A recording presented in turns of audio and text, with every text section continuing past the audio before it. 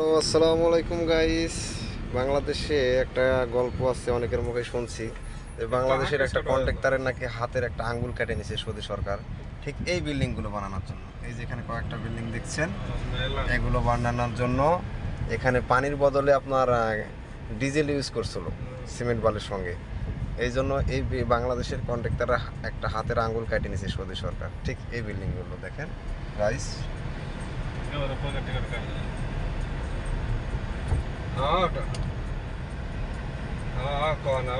গাড়ি জামে পড়ে গেছে, সিগন্যাল। এই যে দেখেন অনেকগুলো বিল্ডিং আছে এখানে, সবই আপনার একই কোয়ালিটির বিল্ডিং।